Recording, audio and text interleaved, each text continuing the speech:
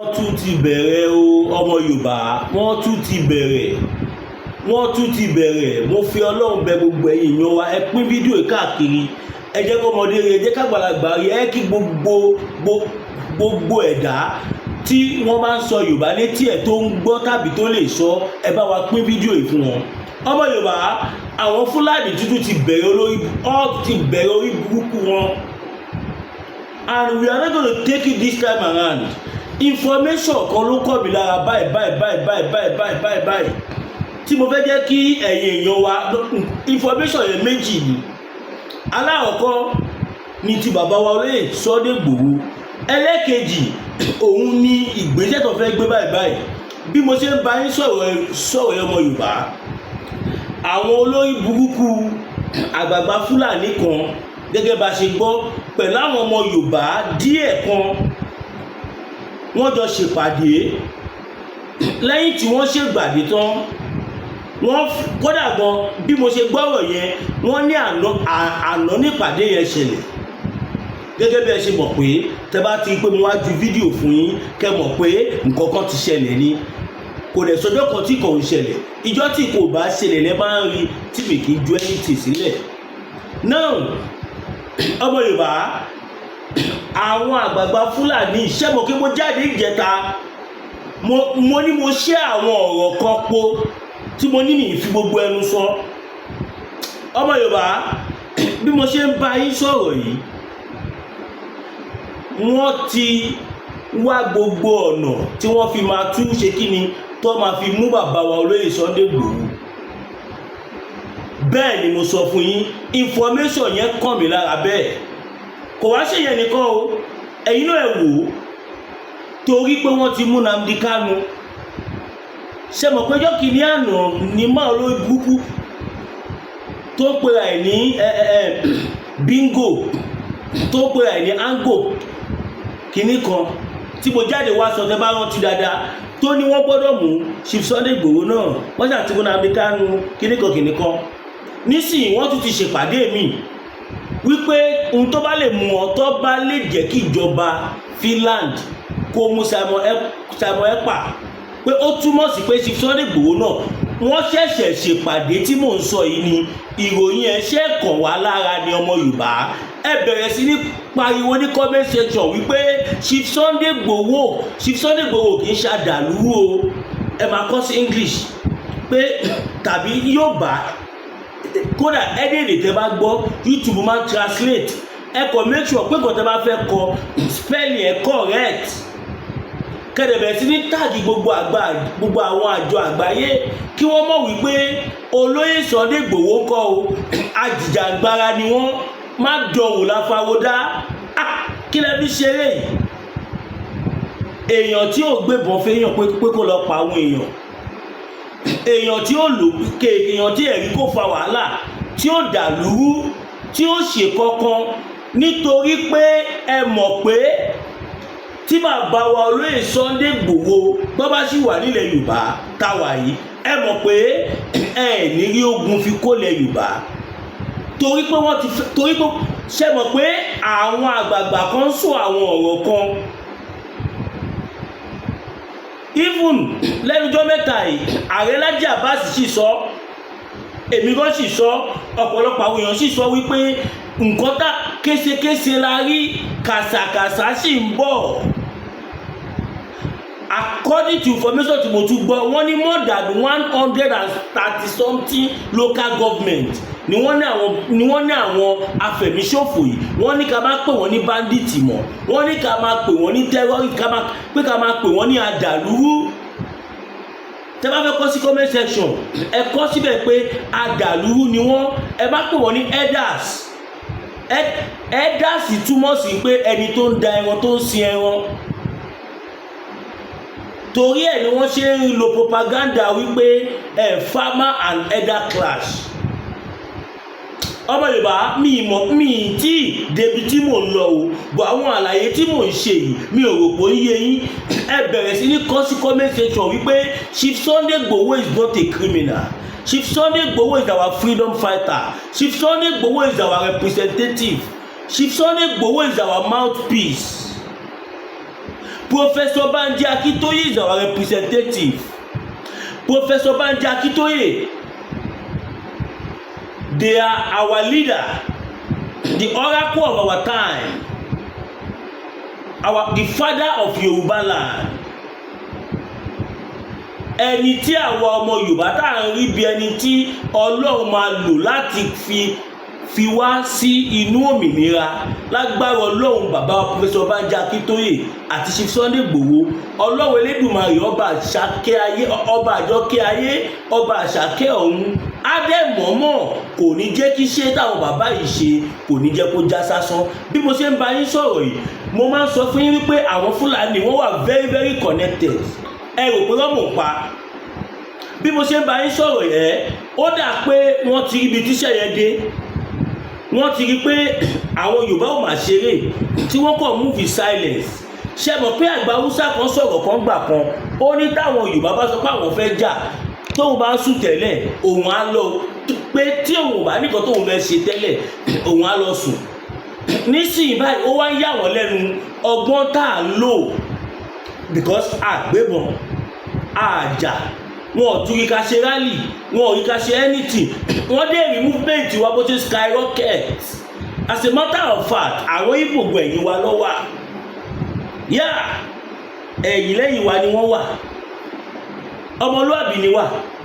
Now wọ́n ti wá rí pé Chief Sunday Igboho tó wà ní freedom world yìí kò ní jẹ́ káwọn forí ogun jalè Yorùbá. Mo dẹ̀ sọ̀rọ̀ kan lánàá, mo ní wọ́n tún ti change the strategy.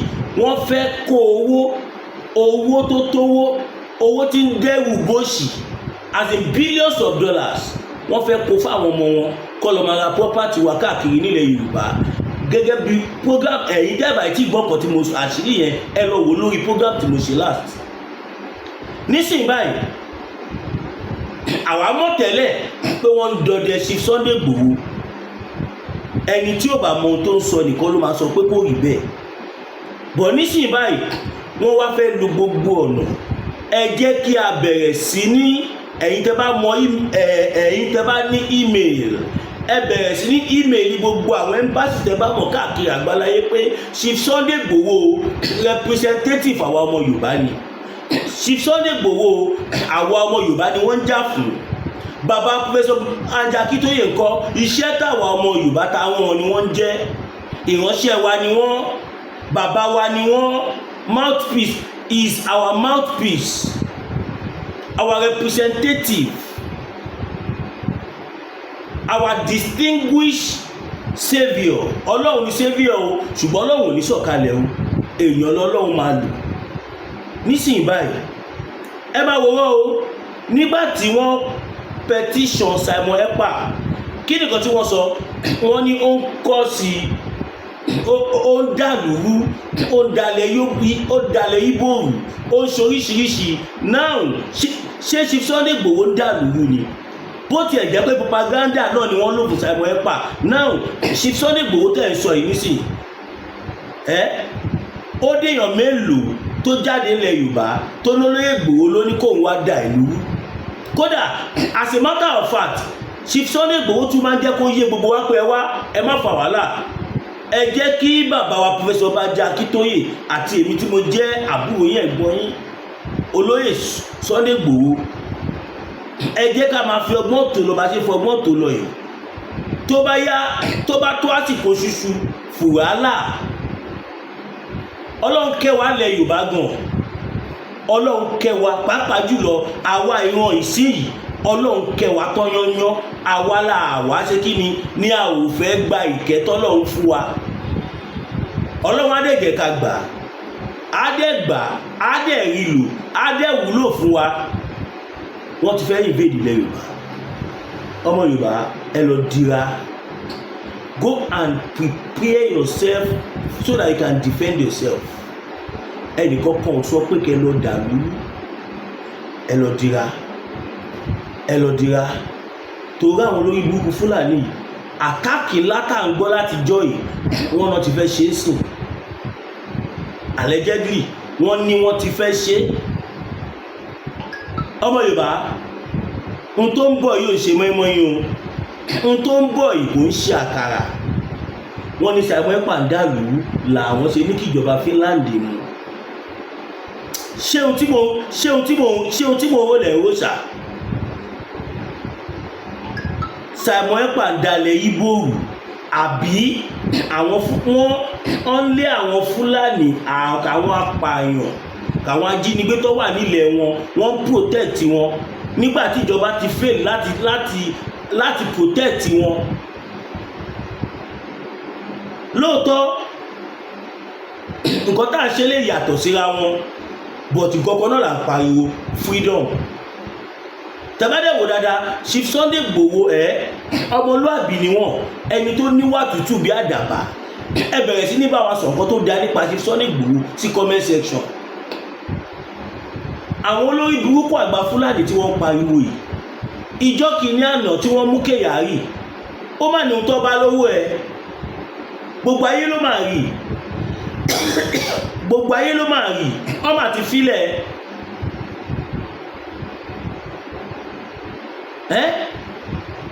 ọmọ àti filẹ̀ Bọ́dẹ́jọ tó jẹ́ olóyè àwọn Miyetti Allah tó lọ dá private army sílẹ̀ tí gbogbo wọn kó ọ̀pá dání ọkọ̀ ọ̀mà ní kọ́ lọ gbé wọn. Àsárídòkúbọ̀ rèé ojoojúmọ́ ní ìyẹn fi ń gbébọn jáde tó ń halẹ̀ mọ́ federal government. Ẹ máa sọ kọ́kàn torí Àsárídòkúbọ̀ jọmọ yín. Kí làwa Yorùbá gbà lọ́wọ́ yín? And ẹ̀yin àgbààgbà tí ẹ̀ ń tẹ̀ kòkó ṣógbẹ́ yín bàbá wa o torí bàbá tó dá pọ̀ lẹ̀ Yorùbá ṣùgbọ́n àwọn kan wà alájẹfẹnugbolẹ̀ ni wọ́n. As a matter of fact ọ̀pọ̀lọpọ̀ nínú àwọn ọba wọ́n lè má sọ síta but wọ́n ti fara mọ́ nǹkan tá a fẹ́ yìí. Gbogbo ẹnu ni mo fi ń sọ, wọ́n lè má lè sọ síta ṣùgbọ́n àwọn tí wọ́n wá pẹ̀lú ọ̀bọ jáwúrà wọ́n ń torí nǹkan tí wọ́n máa jẹ wọ́n ń ba ọjọ́ ọ̀la àwọn ọmọ wọn jẹ́. As a matter of fact kò sí tí ó bímọ nu gbogbo yín kódà ẹni tí ó bí nọ́mà ọmọ nínú yín ó bí handicap. I'm sorry to say that.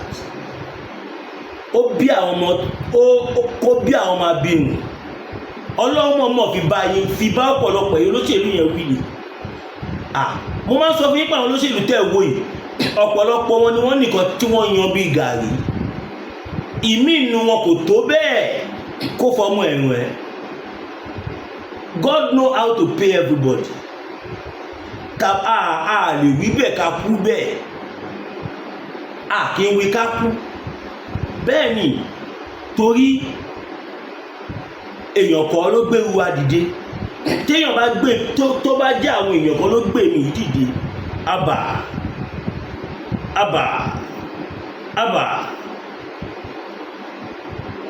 á ti hàn tipẹ́tipẹ́. Àwa ń ṣe nítorí ìfẹ́ níbi ìfẹ́ ta ní sórí Chief Sunday Igboho àti bàbá Professor Banji Akintoye.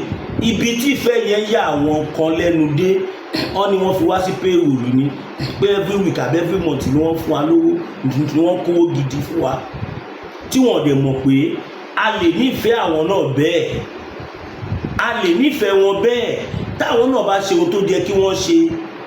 Ojú gbogbo ayé ni Chief Sunday Igboho ṣe wọnú gbó tí wọ́n lé àwọn Fúlàní bọ́ta nugbó wa. Ojú gbogbo ayé ni Chief Sunday Igboho ṣe dìde. Ẹ̀mí kan ṣoṣo tí wọ́n ní láyé lọ́run wọ́n fi gbèjà wa ọmọ Yorùbá. So tó bá wá di wá àsìkò yìí táwa ọmọ Yorùbá tá a bá pariwo síta ẹ̀yin tẹ́ bá lè ṣe short video ẹ ṣe díẹ̀ sí wa àbá yín play ẹ̀ fún gbogbo ayé wa gbọ́ á dẹ̀ lọ viral. Ẹ̀yin tó bá jẹ́ pé ọ́díò lẹ lè ṣe ẹ jù sí mi ọmọ yín Masbi TV màá play ẹ̀ gbogbo ayé á gbọ́. Bó jẹ́ ẹ̀yin tẹ́ mọ̀ bó ṣe cartoon to pass message ẹ send a máa upload ẹ̀ fún yín. Tí ó bá ti wà against Yorùbá nation tí ó wà against Chief Sunday Igboho tí ó wà against Professor Banji Akintoye tí ó dẹ̀ wà against Yorùbá nation we are gonna if tó bá wà against èmi gan máa upload ẹ̀ kí gbogbo ayé lè rí because kò ń ṣe opinion tèmi ló matter ohun tó mátà òun ni òmìnira ilẹ̀ Yorùbá. Àìmọye àwọn tí ò jẹ́ ká àjọ máa ṣe tó kí mo dẹ̀ fi tipátipá bá wọn ṣe nítorí movement. Yeah, that is it. Now ẹ lọ sílẹ̀ Ìgbò, ààyè tí wàá gbà wọ́n báyìí. Ọmọ Yorùbá tá a bá la ojú wa sílẹ̀, information tí mò ń fún yín yìí, ẹni tó fún mi ó jẹ́ kí n mọ̀ wípé àwọn àjọ àgbáyé ń tí wọ́n present ń tí àwọn àgbà wa kan àtàwọn kan ń tó ń present fún Ọlọ́run ni wípé ìjà ló ń ṣẹlẹ̀ láàrin àwọn èèyàn méjì, ní àárín àwọn èèyàn mẹ́ta, pé kò kìí ṣe nǹkan tó serious. Gbogbo wa la gbọ́rọ̀ tí bàbá Tinubu sọ ní Brazil, méjì tọ̀lọ̀ ní Brazil ẹjọ́ mẹ́ta, gbogbo wa la gbọ́ tí wọ́n sọ ń bẹ̀. Ọmọ Yorùbá kò gbọ́dọ̀ ṣẹlẹ̀ o, kò gbọ́dọ̀ ṣẹlẹ̀. Ẹ share fídíò yìí, ẹ jẹ́ kó lọ viral. Ẹ tí gbọ́ nǹkan kan o, ẹ tí gbọ́ nǹkan kan o, kó tó di pé a bọ̀ sí pele kejì. Now kó tó di pé mo bọ́ sábàlá kejì, ó ní fídíò kan tí mo fẹ́ jẹ́ kẹ́ rí, but kí n tó play fídíò yẹn mo bẹ̀ yín nítorí Ọlọ́run ẹ má bínú, ẹ jẹ́ sáré dé ẹ̀ka ìpolówó ọjà. Bitati ẹkùn tí wọ̀ yá ẹ̀jà pẹ̀lú àwọn kíndìnrín tó ní stone nínú ìyẹn kidney stone yóò mẹ́ẹ̀tì ẹ̀ tẹ́sí ìyáàdàlù nínú àgọ́ ara yín. Òun kan náà ló ṣiṣẹ́ fún liver ìyẹn àìsàn jẹ̀dọ̀jẹ̀dọ̀, a sì tún máa ṣiṣẹ́ fún àti ìyẹn ìṣòro àìlèmí sókè sódò dáadáa. Ńlá Aula Bitati ló tún ṣiṣẹ́ fún ìfúnpá gíga ìyẹn high blood pressure. Bákan náà gbogbo ẹ̀yin tẹ́ ẹ bá ní ìṣòro ìṣètò tí a mọ̀ sí prostate cancer, gbogbo àwọn àìsàn tá a là kalẹ̀ yìí pátápátá òun ni Ńlá Aula Bitati yóò bá wọn dáadáa. Ìṣòro ara yóò ń kọ́ Ńlá Aula Bitati òun ni ká ẹ gbé ra láti wáyé òbí Ńlá Aula Bitati rà. Àbí tí ẹ bá fẹ́ mọ ibi tí wọ́n tẹ̀ lọ sí ẹ mẹ́sẹ̀jì wọn lórí àwọn WhatsApp numbers yìí +447-4245-27137 tàbí àwọn Nàìjíríà numbers yìí 08033191355 tàbí 08026265000. Kò bá ráyè rí inú ẹ̀jẹ̀ tí kẹjẹ̀gbọ̀n lọ́wọ́ Ńlá Aula Bitati gbèrúra kò rí àtọ̀ ọbẹ̀. Now ẹ káàbọ̀ padà, mo fẹ́ sáré play fídíò kan fún yín kẹ́ lè mọ̀ pé ojú everybody ti là.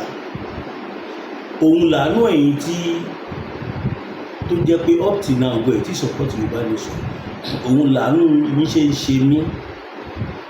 Ọlọ́run ẹ wo fídíò yìí, obìnrin lẹ́ni tó sọ̀rọ̀ yìí kódà ó lo hijab kẹ́ lè mọ̀ pé Muslim ní háúháú ní ohun tá à ń sọ fún ẹ̀yin bọ́dà wa kan pé ṣe kíní yìí nǹkan tó pè fún yín kọ́ ni wọ́n lò fún, ṣùgbọ́n òpin là ń pa ó yẹ gbọ́.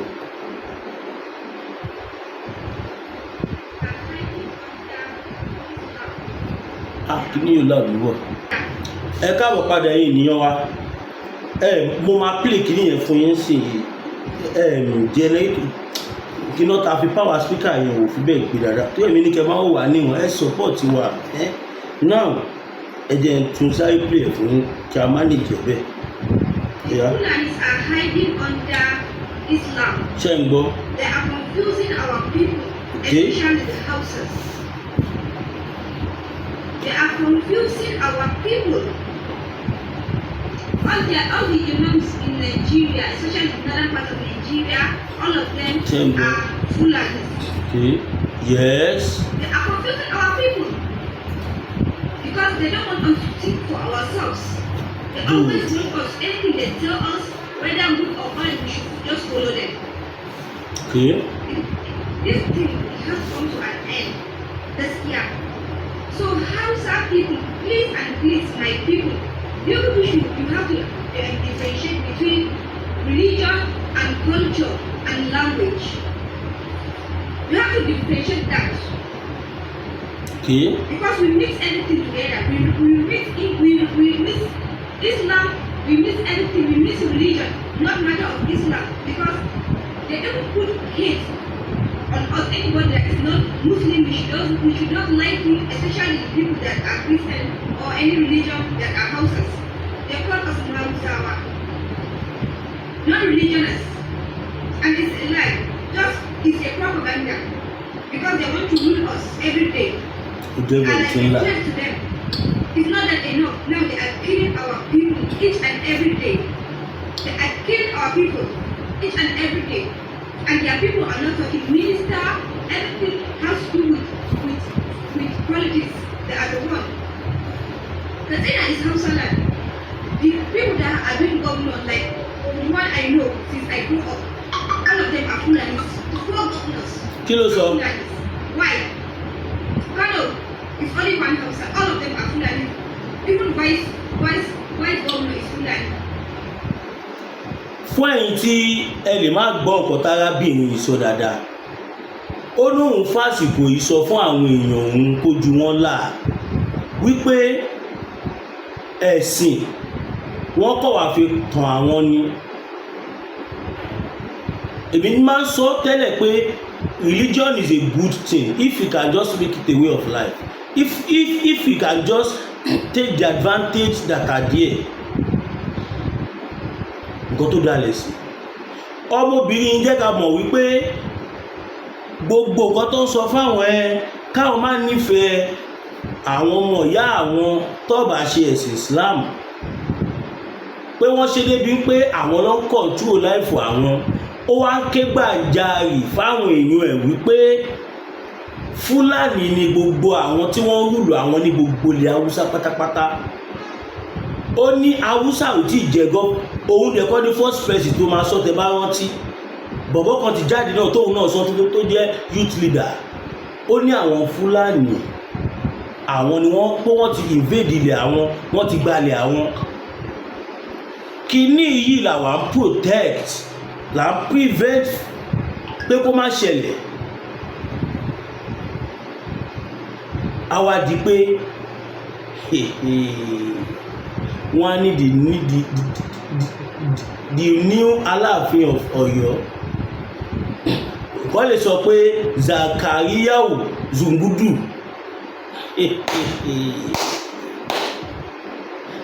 Wọ́n wá ní Aláké of Ẹ̀gbá.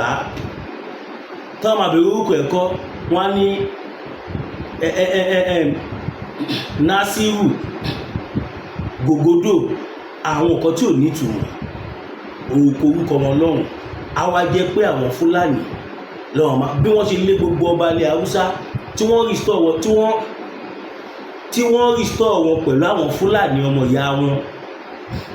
Wọ́n wá ṣe bẹ́ẹ̀ náà nílẹ̀ Yorùbá, nílẹ̀ bàbá wa àwa dẹrú.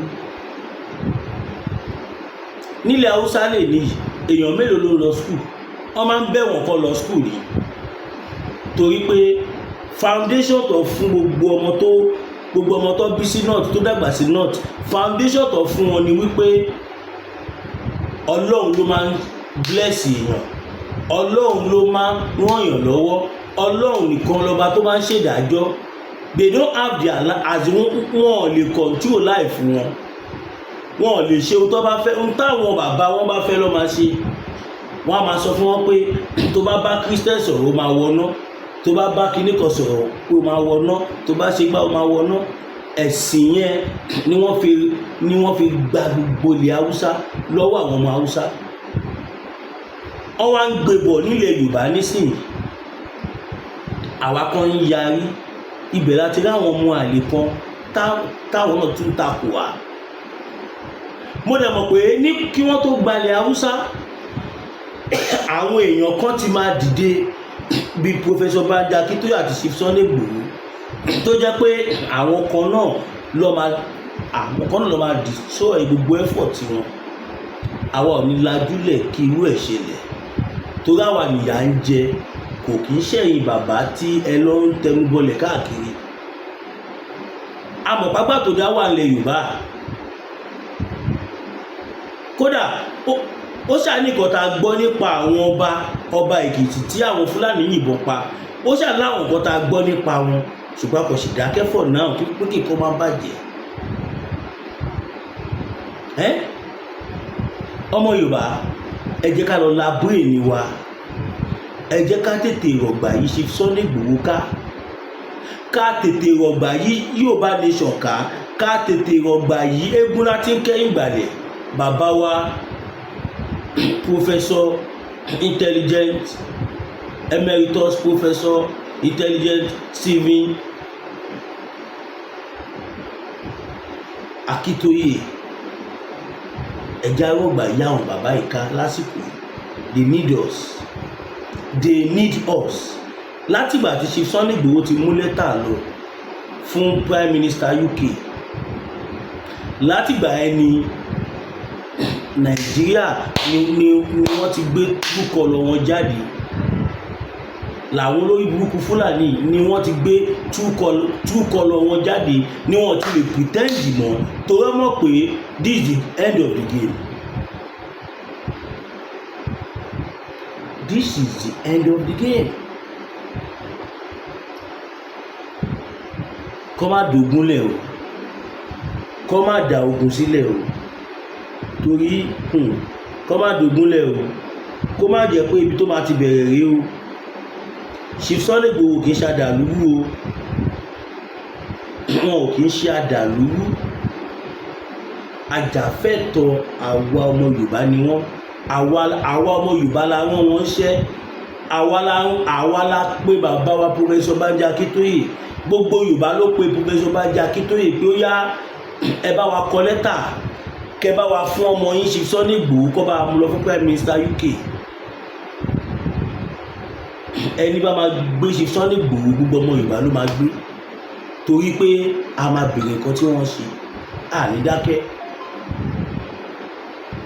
Self determination ti wá dí ọ̀ràn then kí Nàìjíríà kí wọ́n lọ on sign now ká mọ̀ pé Nàìjíríà kò recognize self determination mọ́ bẹ́ẹ̀ dẹ̀ recognize ẹ̀ náà mọ̀ eléyìí ti bọ́ àwa máa lọ.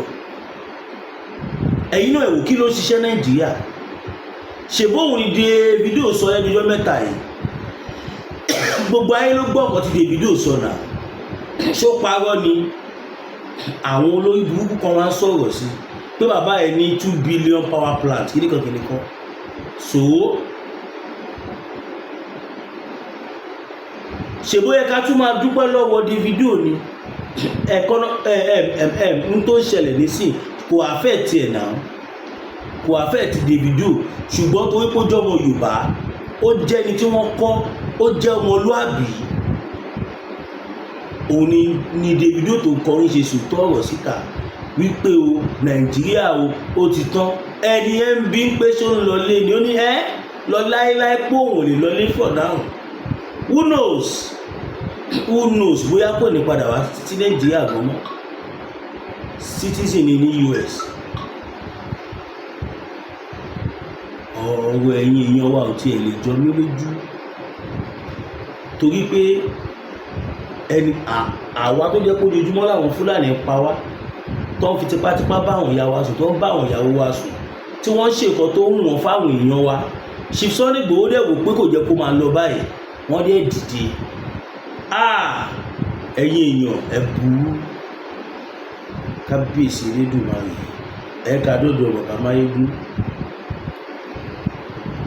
Olùsàdé ní pẹ̀lú àbáwọ̀ tọ̀lẹ̀tọ̀lẹ̀ lọ́jọ́ tí iná bá fojú komi ní dákì àdúgbò wà sẹ́sẹ́rẹ́ ògbọ́dọ̀ tẹ̀lẹ̀ bí ògògbò ó bá rí bí ògògbò sísẹ́ lẹ́sẹ̀ rẹ̀ ó sẹ́ ẹ̀yọ̀ ìkọlà lórí ẹ̀yọ̀ olóyè Máyégún Aníkúlápó wọ̀lú dìgẹ̀dìgẹ̀ bí ẹ̀kọ́ akọ́nabata òkúta bàbá aláwo tó ń dífá bí ẹni wẹ̀jú gbogbo ayé bá gbóná lálálá bí iná àjẹrò táwọn ìyàmí bá mi ayé ọmọ ènìyàn jìgìjìgì tètè máa bọ̀ wá sọ́dọ̀ ọmọ oníṣẹ́ olúfẹ̀ olóyè Máyégún Aníkúlápó oṣù òróró sùmọ̀lú lórí ọkẹ́rẹ́ ojú ọmọ ogun àmúgbò rere ní tiẹ̀ ní ìdí àìrọ́mọ bí lọ́mọ aráyé fi dì ọ́ ogun gbèsè láyé fi kẹ́ ìwọ ni tàbí àmì ìkórìíra ní bẹ lára rẹ̀ àìsàn ọjọ́ pípẹ́ ogun ìdílé àti bẹ́ẹ̀ bẹ́ẹ̀ lọ tètè gbéra ńlẹ̀ kó dìde kò sí olóyè Máyégún Aníkúlápó gbogbo adakìkì o abániyẹ̀ràwọ̀ ẹni wò abólórí bẹ̀rí fún ẹ̀kúnrẹ́rẹ́ àlàyé tàbí àyẹ̀wò nípa ogun tó ń ja ayé rẹ̀ pè sórí nọ́mbà yìí 08023940939 ìjì kìí jà kó gbé odó lọ ìjì kìí jà kó gbé ọlọ́lọ́ a kìí gbórí olóńgbò ní ògún ìwọ lóòrè yóò ká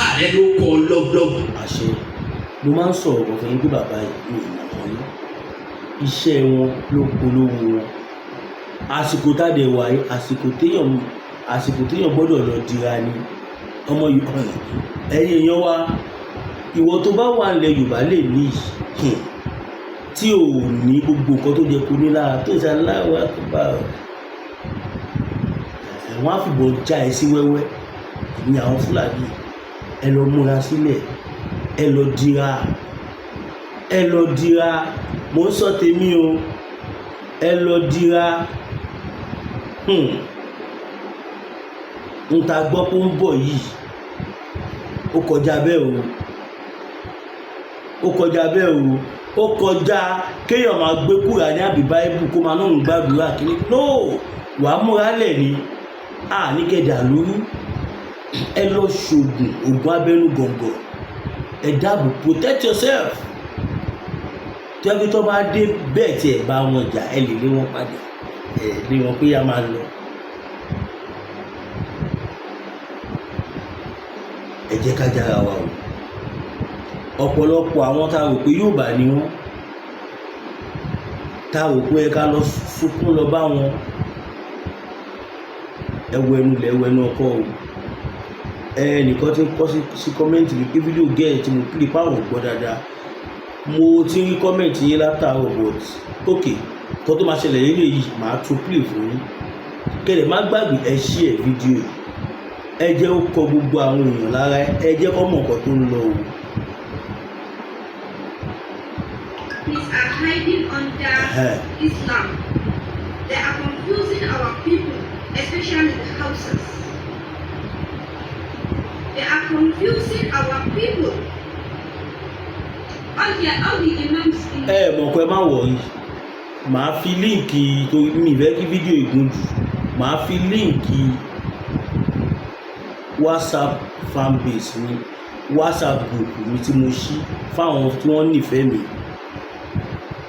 Màá fi líǹkì ẹ̀ sí comment section yìí, ẹ click ẹ̀ kẹ́ join ẹ̀, mo máa jù síbẹ̀. Because tí bá ní kí n play time máa lọ, tí bá dẹ̀ ní kí n ní tó bá máa send ẹ̀ sí yín, èèyàn mélòó mo fẹ́ send ẹ̀ sí, so kò possible bẹ́ẹ̀ yẹn.